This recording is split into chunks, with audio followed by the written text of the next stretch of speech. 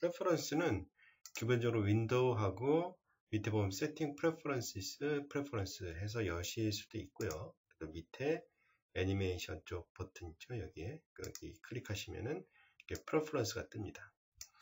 프레퍼런스에서는 이제 전반적으로 뭐 기본적인 세팅을 여러분들이 하실 수가 있는데, 이제 애니메이션에 필요한 세팅만 좀 몇 가지 알아보고 넘어가도록 하겠습니다.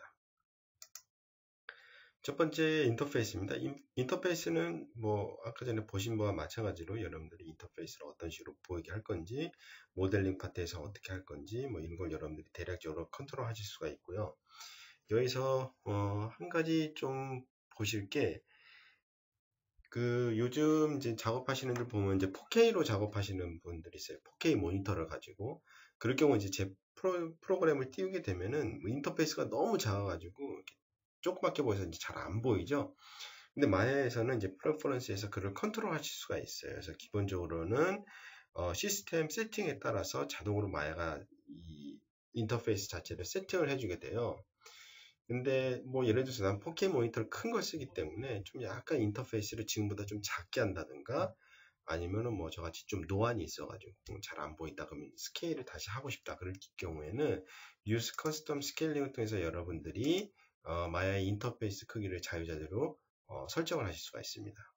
자, 그 다음 UI 엘리멘트는 제가 좀 아까 전에 보여드렸죠. 여기 있는 뭐 쉘프라든가 타임 슬라이더 뭐 기타 이런 걸 여러분들이 설정하실 수 있는 부분이고요. 다음 헬프 부분, 뭐 마야 같은 경우는 뭐 헬프가 되게 잘 돼 있죠. 여러분들이 사용하시다가 이게 뭐지 하고 마우스를 갖다 대면은 뭐 하단에 헬프바라든가 아니면 이렇게 보시는 바와 같이 팝업을 해서 헬프가 되게 잘 나와요. 근데 이제 어느 정도 마야를 사용하시는 분들은 뭐 더 이상 뭐 이런 게 헬프 같은 거 필요 없어 하실 경우에는 그래서 그 헬프 기능을 끄실 수가 있습니다. 그리고 디스플레이 항목, 디스플레이 항목에서는 전반적으로 여기 뭐 패널에서 어떻게 볼지 그런 걸 여러분들이 쓸 수가 있고, 디스플레이 애니메이션 이거 같은 경우 이제 고스트를 설정할 때 쓰는 거예요. 그리고 밑에 쭉 내려가서 세팅스, 이 부분이 좀 약간 중요하죠. 뭐, 거의 대부분 마야 쓰시는 분이라면은 뭐, 그냥 축을 Y로 놓고 쓰시는 분이 대부분이죠. 근데 뭐, 맥스랑 똑같이 쓴다든가, 아니면 특정한 경우 Z업을 쓸 수도 있겠죠.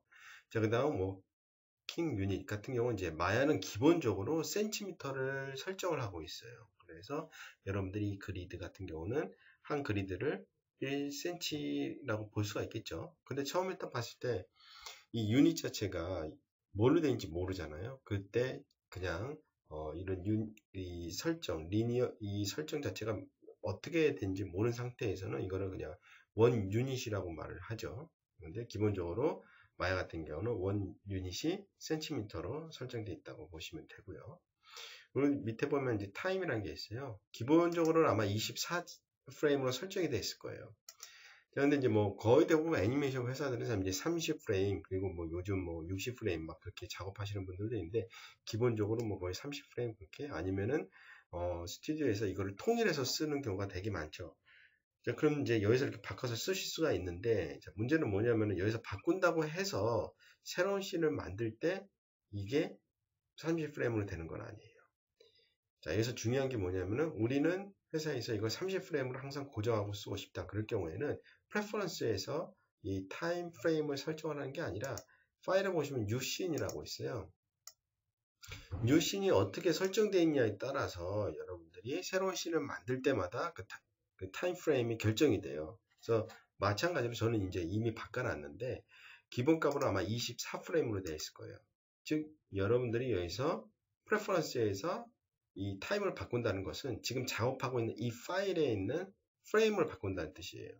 그리고 여러분들이 새롭게 마야를 연다든가 아니면 새로운 씬을 열 때에는 항상 new 씬에 있는 옵션을 따라가게 되어 있기 때문에 차라리 이 세팅스에 있는 뭐 센티미터라든가 아니면 이 타임 같은 경우는 new 씬에서 설정하시는 게 좋아요. 그래서 new 씬에서 뭐 센티미터 타임 프레임 설정하고, 다음 스타트 엔드 프레임 같은 것도 여러분들이 여기서 설정을 해 놓으시게 되면은 나중에 이 세팅 값을 그대로 유지하면서 쓰실 수 있어요.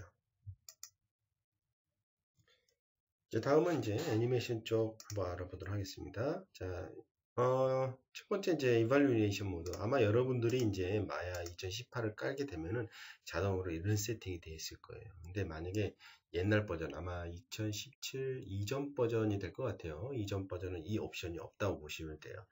이 옵션이 보시면 상당히 중요한 거예요. 근데 기본으로 돼 있기 때문에 그냥 여러분들은 쓰시면 돼요. 보여드릴게요. 옛날 마야는 어땠고, 지금은 마야가 어느 정도 발전했는지 옛날 마야 형태로 제가 세팅을 한번 해볼게요. 자, 그리고 파일을 하나 불러서 한번 보도록 할게요. 지금 불러드린 파일 같은 경우는 일부러 되게 무거운 데이터라고 보시면, 일부러 좀 무겁게 세팅된 데이터라고 보시면 돼요. 그래서 불러오는데도 좀 시간이 좀 걸리죠. 마야가 이제 계속 발전을 하면서 이 퍼포먼스 쪽으로 많이 좋아졌어요. 그래서 2018 버전도 마찬가지로 퍼포먼스가 되게 많이 좋아졌다고 보시면 돼요.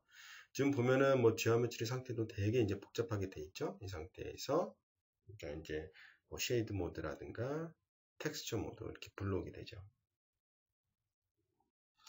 처음에 이제 텍스처 모드 같은 경우는 이렇게 무거운 데이터 같은 경우는 좀 시간이 걸리죠. 하지만 이제 시간이 걸리는 뭐 이유가 뭐냐면 거기 있는 데이터들을 다 끌어오거든요. 그 다음 그게 완료가 되면 그때부터 되게 빨리 움직여요. 자, 그 다음 마찬가지로 해서는 제가 조명까지 한번 넣어보도록 하겠습니다.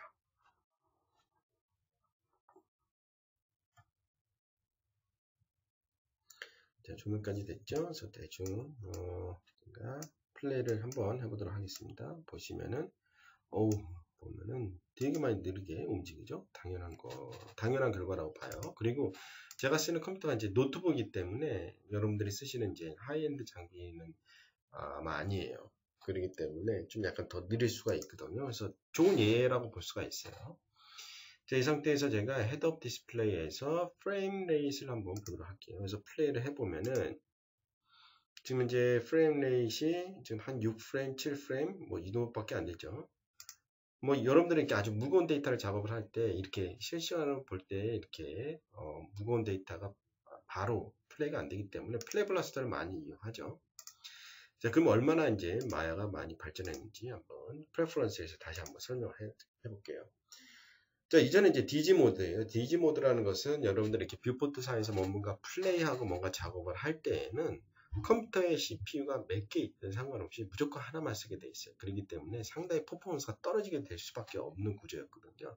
근데 이제 그게 개선이 돼가지고 패럴러 모드가 들어왔어요. 그래서 여러분들이 작업을 하실 때 CPU가 많으면 많을수록 그 CPU를 다 이용을 해서 계산을 해줘요. 자, 제가 바꾼 다음에 또 플레이를 한번 해보도록 하겠습니다. 아까는 한 6프레임, 7프레임 왔다 갔다 했죠. 자, 플레이 해보니까 아까보다 훨씬 더 부드러워졌어요. 보면 한 11프레임에서 아까보다 훨씬 더 부드러운 애니메이션이 되는 걸 보실 수가 있어요. 하지만 아직까지는 좀 부족해요. 자, 그 다음 또 세팅 하나가 뭐가 있냐면 GPU 오버라이드라는 게 또 들어왔어요. 씬을 무겁게 만드는 거에는 여러 가지 요소가 있잖아요. 예를 들어서 뭐 지오메트리가 되게 아주 밀집되어 있다던가 아니면 복잡한 쉐이더라든가 기타 그런 거 같은 경우 웬만해서는 패럴러 모드에서 다 해결이 돼요. 자, 그리고 또 여기서 플레이했을 때 씬을 무겁게 하는 가장 큰 또 요소가 뭐냐면은 바로 디폼이 되는 오브젝트예요. 예를 들어서 스킨이라든가 아니면 스킨에 또 우리가 막 리깅을 하고 막 그런 걸 많이 하잖아요. 디폼도 많이 집어넣고 이런 것들을 연산하는데 시간이 되게 오래 걸려요.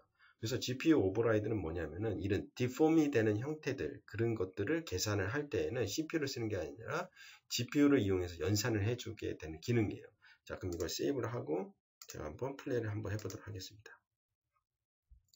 스피드가 거의 30프레임, 뭐 특정 구간에서는 살짝 떨어지는 것도 있지만은 대략 28프레임에서 30프레임 한번 플레이가 끝나니까 또 어때요? 또 되게 많이 빨라지죠. 보시는 것 같이 이렇게 무거운 데이터에도 불구하고 상당히 빨리 움직이는 거 보실 수가 있어요.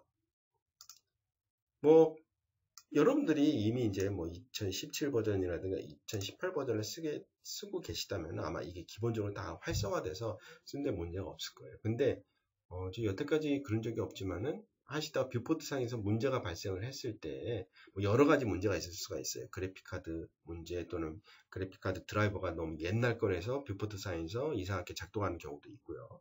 아니면은 이 패럴러 모드 때문에, 이 이발리에이션 모드 때문에 그렇게 작동할 수도 있어요. 그럴 경우에 쓸 수 있는 게 바로 시리얼 모드예요. 이거 같은 경우는 이제 뭐 이렇게 뷰포트상에 문제가 발생했을 때 디버그용으로 쓰시는 거라고 보시면 돼요. 근데 거의 대부분 그냥 패럴러 모드를 써도 그게 크게 문제가 없을 겁니다.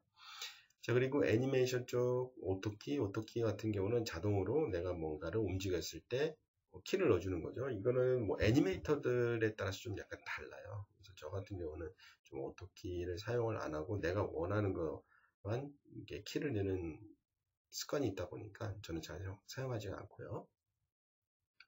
자, 그 다음 로테이션 인터폴레이션.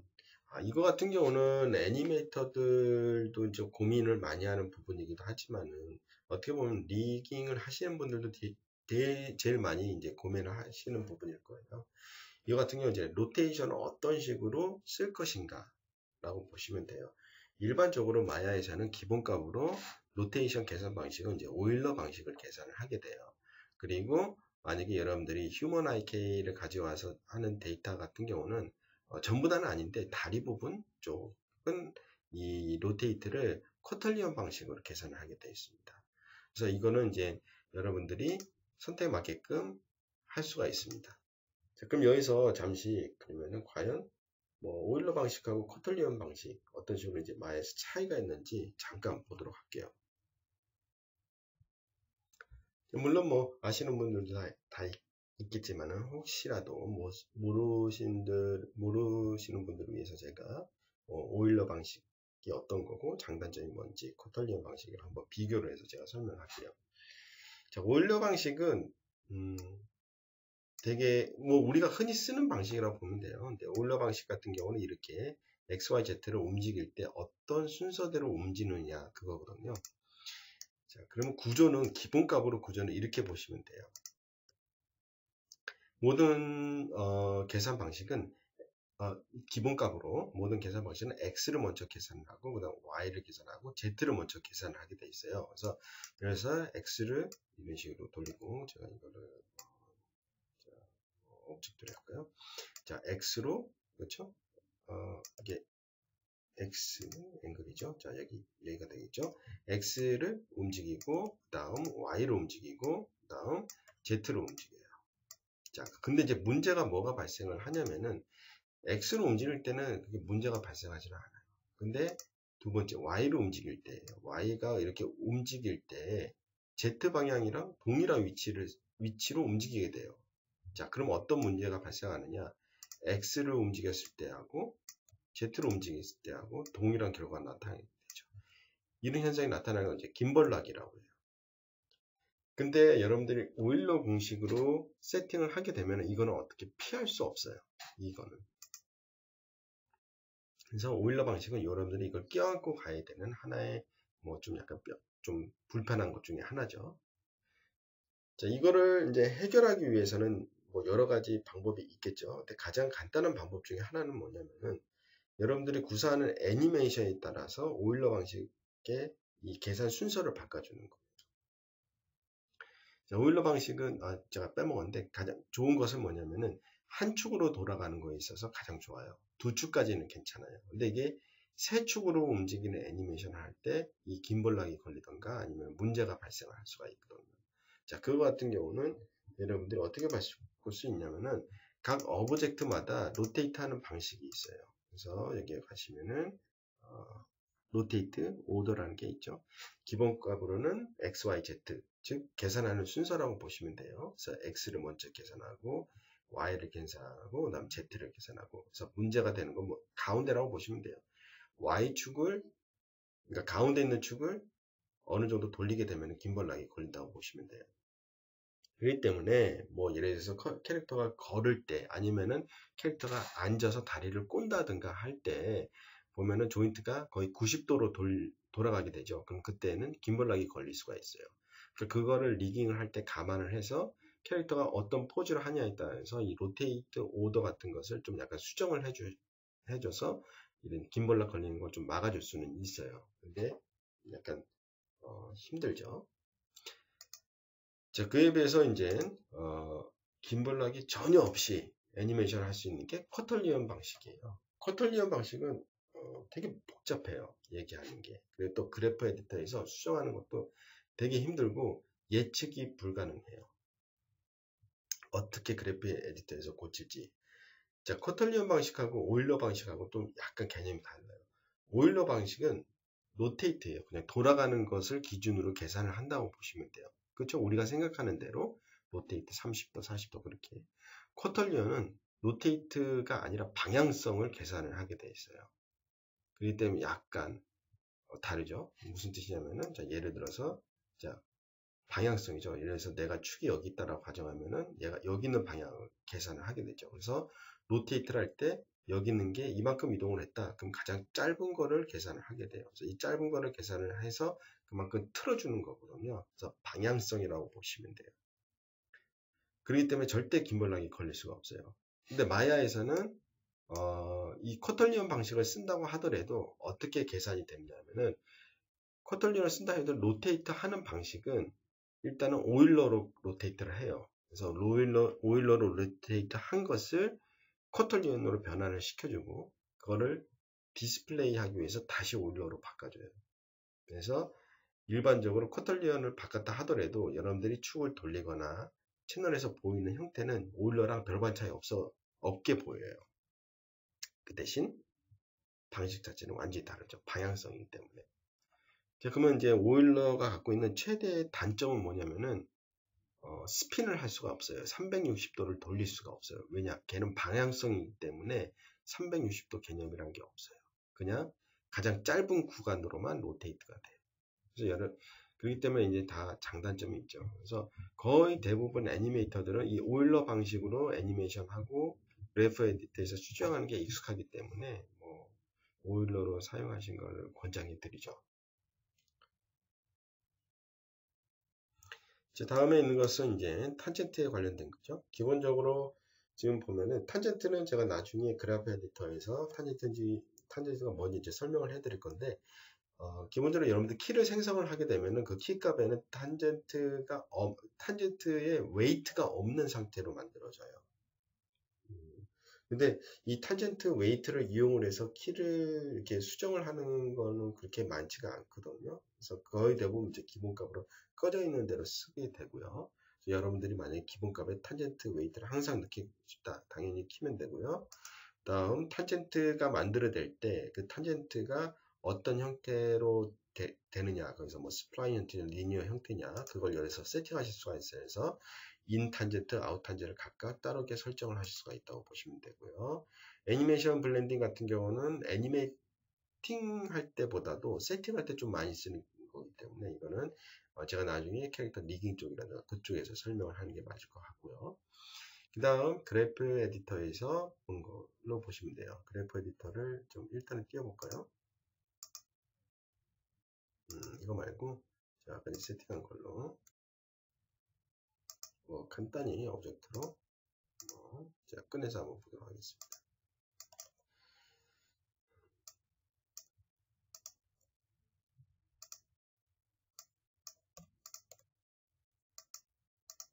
이해가 되겠죠? 자, 여기 보시면은 자, snap value to ascent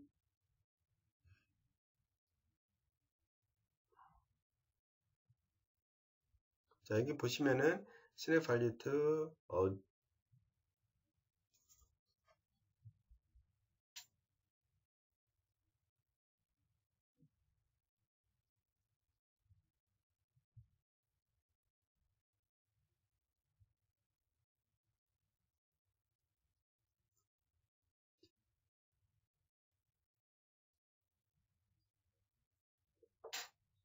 자, snap value to adjacent keys.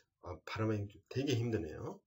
자, 이 기능이 이제 기본적으로 활성화되어 있어요. 이건 뭐냐면은 인접한 키에 약간 스냅을 살짝 걸어주는 거예요. 무슨 뜻이냐면은 자, 예를 들어서 제가 이런 곡선인 그래프가 있죠. 그래서 이제 탄젠트를 이동을 할 때 보면은 자, 이게 이제 가까이 있는 키죠. 가까이 있는 곳에 뜩 가게 되면은 마야가 자동으로 살짝 스냅을 탁 쳐줘요. 그래서 완전 일직선으로 만들어지죠. 그래서 아주 미미하게 스냅을 싹 줘요. 뭐 강력하게 스냅 주는 건 아니고 그래서 나중에 이제 동일한 키를 만들고 싶을 때는 좀 유용하게 쓸 수가 있어요. 그렇기 때문에 제가 봤을 때는 뭐 엄청나게 이게 뭐 민감하지는 않기 때문에 이거를 그냥 유지를 해 주시면 좋을 것 같아요. 그리고 레프트 마우스 버튼, 얼터 셀렉션 이거 같은 경우는 뭐 옛날 그 그래프 에디터하고 좀 약간 그게 있어요. 그래서 왼쪽으로 이렇게 드래그해서 선택하는 거. 다음 스택 뷰 스페이싱. 제가 언두를 좀 하고 있어요. 자, 여기 퍼스펙티브 뷰에서 1, 2, 3 눌렀을 때 변화 뭐 아시겠죠? 그래서 근데 그래프 에디터에서는 또 달라요. 1번, 2번, 3번 이런 식으로 할 수가 있거든요. 그래서 1번은 그러니까 일반적인 형태고 2번은 이제 노멀 형태로 이제 보는 거예요. 옆에 이제 수치값은 없어요. 수치값은 없이 모든 그래프를 한눈에 이렇게 약간 비유 뭐 모양 형태만 볼 수 있는 거고 3번을 하게 되면은 이제 가운데로 모든 키를 다 정렬을 시켜주는 거죠. 그래서 이건 관료값이었고 그래서 이게 이제 스택 뷰, 스택 뷰 스페이싱. 그래서 여기서 뭐 어느 정도 스페이스 띈가. 근데 뭐 거의 기본값 쓰시면 되고요. 근데 저는 이제 뭐 이 스택 뷰라든가 노멀 뷰 같은 거 이거 거의 써본 적이 없어서. 자, 그리고 오토 프레임. 자, 오토 프레임 같은 경우는 옛날 마야 쓰셨던 분이라면은 이 기능이 상당히 편해요. 근데 뭐 옛날 마야를 안 써보신 분은 그냥 기본값으로 쓰시면 그냥 거의 문제가 없거든요. 이게 뭐냐면은 자, 일단은 껐을 때에는 자, 예를 들어서 제가 세이브를 해야 되겠네요. 자, 특별한 상황을 만들어야 되는데 예를 들어서 얘를 이렇게 한번 해볼까요? X 예, 됐네요. 자, 보시면은 자, 이렇게 작업을 했을 때 보면은 그래프가 좀 크기가 좀 약간 다르죠. 왜냐하면 어차피 수치값이 다르기 때문에. 근데 이제 마야에서 작업을 할 때 보면은 자, 이렇게 작업을 할 때 갑자기 X 좀 약간 이게 축소된 느낌이 된 그래프를 작업을 할 때 좀 정밀하게 하고 싶다. 그럼 A키를 눌러서 좀 더 확대해서 볼 수가 있거든요. 마찬가지로 얘를 누르게 되면 어때요? 아까 전에 확대를 했기 때문에 얘가 좀 너무 늘려서 위에가 안 보이죠. 그렇기 때문에 A키 눌러서 이렇게 또 확대를 하고 이런 식으로 누를 때마다 이렇게 확대하고 이거를 자주 했어요. 그래서 일반적으로 마야에서 키를 잡으신 분들은 항상 습관상 어떤 뭐 채널을 하고 싶다 그러면 누르고 A키 누르고 A키 누르고 해서 이 그래프 모양 자체를 최적화로 항상 만드는 습관이 있었거든요. 근데 이제 오토 프레임 같은 경우는 여기 있네요. 얘를 활성화 시켜 놓게 되면은 그렇게 하실 필요가 없어요. 얘 선택하고 얘 누르게 되면은 A키를 미리 자동으로 눌러주는 거예요. 그래서 항상 그래프를 이 창에 최적화하게 맞게끔 이렇게 디스플레이 해주는 기능이라고 보시면 돼요. 뭐 상당히 편하죠. 그렇기 때문에 이거는 그냥 제가 봤을 때는 그냥 뭐 기본값을 쓰시면 되고요. 그 다음 마찬가지로 이거는 이제 프레임으로 설정이 되어 있는 거고 밑에는 이제 축까지 다 뭐 그냥 이대로 쓰시면 될 거예요. 그리고 그래프 에디터를 옛날 방식으로 쓸 건지 요즘 방식으로 쓸 건지 뭐 요즘 방식이 더 제가 봤을 때는 더 편하거든요. 스냅도 있고 뭐도 있고. 자, 그리고 이제 타임 에디터에 관련돼서는 제가 다음에 그 타임 에디터에 관련해서 중점적으로 얘기할 때 그때 한번 보도록 하고요. 그리드 라인 같은 경우는 그래프 에디터에서의 이 그리드 라인을 컨트롤 하신다고 보면 되고 카메라 시퀀서는 카메라 시퀀서라고 말이죠. 여러 카메라를 이제 애니메이션 작업할 때 그거를 이제 유용하게 쓸 수 있는 시퀀서가 따로 있거든요. 그거 세팅하는 방법이라고 보시면 돼요. 자, 이거 말고는 제가 봤을 때는 뭐 크게 여기서 뭐 할 건 없을 것 같고요. 뭐 프로젝트라든가 그런 거 있고 파일 레퍼런스 뭐 거의 뭐 여기 프레퍼런스는 애니메이팅 할 때 필요한 것은 다 다뤄본 것 같아요. 언두라든가 세이브 액션, 뭐 세이브 인피니티 하고 그리고 세이브 같은 거 보면은 마야에서는 여기 보시면은 이제 파일 앤 프로젝트에 오토 세이브라는 게 있어요. 오토 세이브 같은 경우는 이제 자동으로 이거를 세이브를 해주는 기능이죠. 근데 이거를 쓰시는 분도 있고 안 쓰시는 분들도 있는데 이 같은 경우는 이제 잘만 쓰면 이용하게 쓸 수가 있어요. 근데 어쩔 때 좀 약간 귀찮죠. 근데 이제 자기가 항상 세이브를 하는 습관인 사람이라면은 뭐 필요 없을 수도 있지만은 enable save하고 prompt before save 같은 경우는 이걸 활성화시킬 때는 제일 중요한 건 제가 봤을 때 함께 쓰시는 게 좋아요. 이게 뭐냐면은 자동 세이브 하기 전에 항상 물어보는 거. 이걸 안 하게 되면 작업하다가 중간에 뭐 아무 뭐 메시지 없이 세이브가 될 수도 있기 때문에 이거 쓰시고, 그 다음 만약에 뭐 리미티드 오토 세이브가 비활성화되어 있을 경우에는 거의 무한대로 세이브가 돼버려요. 그래서 같이 공동 작업 뭐 서버에다 뭐 데이터 남기고 뭐 할 때는 좀 안 좋을 수도 있겠죠. 그럴 경우에는 미니멈을 설정을 해 주셔서 세이브 하시면 되고요. 인터벌하고 이거는 시간에 대해서 보시면 되고요. 오토 세이브 뭐 프로젝트 뭐 일반적으로 쓰는 거를 쓰시면 되고, 근데 이제 오토 세이브랑 또 같이 쓰면 좋은 게 세이브에 보면은 인크리멘탈 세이브라는 게 있죠. 마야 같은 경우는. 그래서 오토 세이브랑 인크리멘탈 세이브를 같이 쓰시는 거를 추천해 드리고요. 그러면 뭐 프레퍼런스까지는 다 한번 훑어본 것 같습니다. 그래서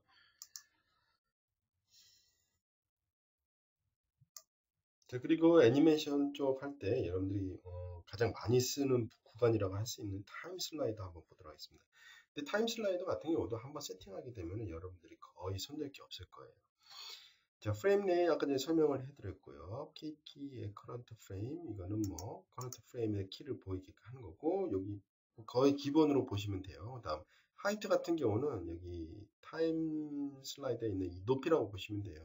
그래서 여러분들이 가끔 가다가 작업을 하실 때 뭐 사운드 같은 거를 인풋해서 쓴다든가 할 때는 이게 좀 작으면 보기가 힘들거든요. 그래서 그때 늘리시는데 거의 대부분 이제 그런 작업을 안 하실 때는 기본값 쓰시면 좋고요.